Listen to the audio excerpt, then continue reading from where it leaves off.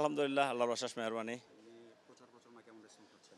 প্রচার প্রচারণা খুবই ভালো চলতেছে আলহামদুলিল্লাহ। দীর্ঘদিন পর মানুষ যেহেতু একটা নির্বাচনী আবহাওয়া পেয়েছে এবং মানুষ মনে করতেছে যে আগামী ১২ তারিখ যে নির্বাচন হবে সেই নির্বাচনে জনগণ ভোট দিতে পারবে। যেখানে কোনো হাঙ্গামা থাকবে না, যেখানে ভোটদানে কোনো বাধা থাকবে না। যার কারণে জনগণ অনেক উৎসাহিত। পাশাপাশি আমি যে বারবার একটা কথা বলার চেষ্টা করি যে এই যে সামনে ১২ তারিখে যে নির্বাচন, সেই নির্বাচনটা কিন্তু জনগণ আদায় করেছে।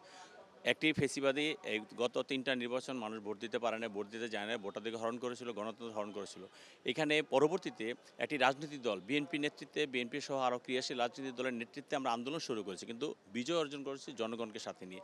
কাজেই যেই জনগণ ভোটাধিকার হরণ থেকে ভোটাধিকার আদায় করেছে, গণতন্ত্র হরণ করার থেকে গণতন্ত্র আদায় করেছে, স্বাভাবিকভাবে তার সেই গণতন্ত্র ভোটাধিকার তাদের রেসপেক্টটা অনেক বেড়ে গেছে এবং তারা আশা করতেছে যে আগামী ১২ তারিখে একটি সুন্দর নির্বাচন হবে এবং তারা তাদের পছন্দনীয় মানুষকে ভোট দিয়ে নির্বাচন করে এলাকার কল্যাণে যারা কাজ করে তাদেরকে ভোট দিয়ে নির্বাচিত করবে। এবং এ যাবৎকালে যতটা নির্বাচন হয়েছে, সুষ্ঠু নির্বাচন হয়েছে, প্রতিটা নির্বাচনেই জনগণ বিএনপিকে বেছে নিয়েছে, দানের শীর্ষের প্রার্থীকে বেছে নিয়েছে। কারণ তারা জানে যে বিএনপি দেশের কল্যাণের জন্য কাজ করে এবং দানের শীর্ষের প্রার্থী দেশের কল্যাণের জন্য কাজ করে, যার কারণে তারা বিএনপিকে বেছে নিয়েছে। আপনি কতটা আশাবাদী?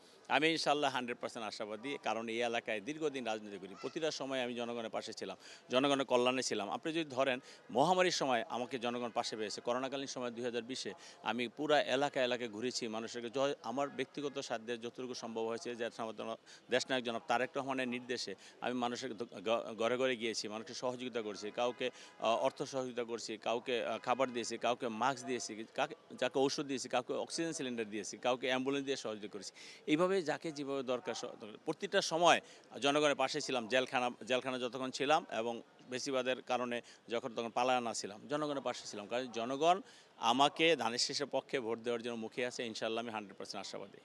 আরেকটা বিষয় জানেন আপনি কিভাবে দেখছেন? ওখানে আমি ডেইলি যে আমার এখানে আমার ভিডিও করা আছে এবং সেখানে আমরা গিয়েছি এবং সেই ক্ষেত্রে আমি এক্সিকিউটিভ ইঞ্জিনিয়ারের সাথে, সিটি কর্পোরেশনের এক্সিকিউটিভ ইঞ্জিনিয়ারের সাথে কথা বলেছি। তিনি আশ্বাস দিয়েছে যত দ্রুত সম্ভব সেই জায়গাটা কাজ করবো। ওখানে কিন্তু একটা কাজ চলমান। আপনি হাজি ক্যাম্পের সামনে যে রোডটা আশকোনা, সেই রোডটা কাজ চলমান হওয়াতে এখানে এমনি সমস্যা আছে, নাই যে তা না, চলমান হওয়াতে ওই জলাবদ্ধতা বেড়েছে। এই দক্ষিণখানা এলাকায় আমাদের পুরাই জলাবদ্ধতা ছিল, আছে, এবং আমরা কিছুটা সেই জলাবদ্ধতা রিমুভ করতে পেরেছি, কিন্তু বাকি যেটুকু আছে সেটা আমরা হয়তো পরবর্তীতে জনগণ যদি আমাদেরকে ভোট দেয়, নির্বাচিত করেন, আমরা সেটা আমরা করতে পারবো। তবে আমি ব্যক্তিগতভাবে ওই এলাকার সম্বন্ধে আমি জানি, আমি গিয়েছি এবং আমাকে কয়েকজন ফোনও করেছিলেন। আমি সাথে সাথে আমাদের যে সিটি কর্পোরেশনের যে এক্সিকিউটিভ ইঞ্জিনিয়ার আছে, যারা এই কাজগুলো দেখাশোনা করে, আমি তাদের সাথে কথা বলেছি। তারা আমাকে আশ্বস্ত করেছে যে যত স্বল্প সময়ের মধ্যে এই কাজগুলো তারা করে দিবে। পাশাপাশি শুধু এখানে না, আমাদের উত্তরখান সহ দক্ষিণখানে আরও অনেকগুলো রাস্তার সমস্যা আছে, কিছু রাস্তাতে হাঁটাই যায় না। আমি বলেছি যে নির্বাচনের পূর্বে মানুষ যাতে হেঁটে কমপক্ষে ভোট কেন্দ্রে যেতে পারে ভোট দেওয়ার জন্য, সেই ব্যবস্থা আপনারা করে দেবেন। এটা আমি প্রশাসনের কাছে আহ্বান জানিয়েছি এবং আশা করি তারা দ্রুততম সময় তারা ব্যবস্থা নেবে, আমাকে আশ্বাস দিয়েছে। পাশাপাশি এখানে কিছু প্রজেক্ট আর্মির মাধ্যমে হচ্ছে, আর্মিদের সাথে আমরা কথা বলেছি, তারাও বলেছে যে ভোট কেন্দ্রে যাতে মানুষ নির্বিঘ্নে যেতে পারে সেই ব্যবস্থা আমরা করব। হয়তো কাজ শেষ হবে না, কিন্তু সেই ব্যবস্থা আমরা করব। আমরা তো এখনও ক্ষমতায় আসিনি। আমার কথা হলো, আমি আশ্বাসের রাজনীতি করি না, বাস্তবতার রাজনীতি করি। যখন যেটা আমি পারবো এবং জনগণকে সাথে নিয়ে জনগণের চাহিদা অনুযায়ী আমি সেই কাজগুলো করব। আজকে জলবদ্ধতা আসছে, কালকে হয়তো আরও বড় একটা ঘটনা সামনে আসবে।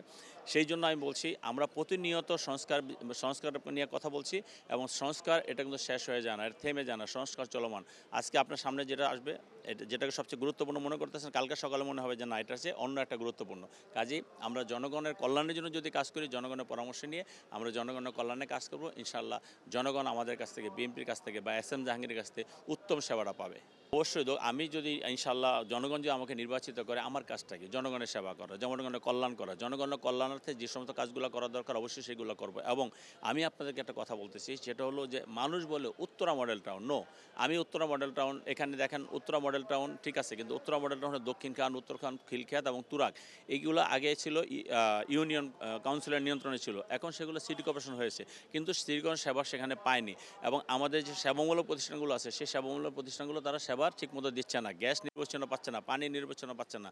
আমি বলতে চাই, উত্তরখান আর দক্ষিণখান না, যখন আমি জনগণ কর্তৃক নির্বাচিত হব ইনশাআল্লাহ, আজকে যারা বলে উত্তরা মডেল টাউন, আমি ঢাকা 18 সনটাকে একটা মডেল টাউনে রূপান্তরিত করব।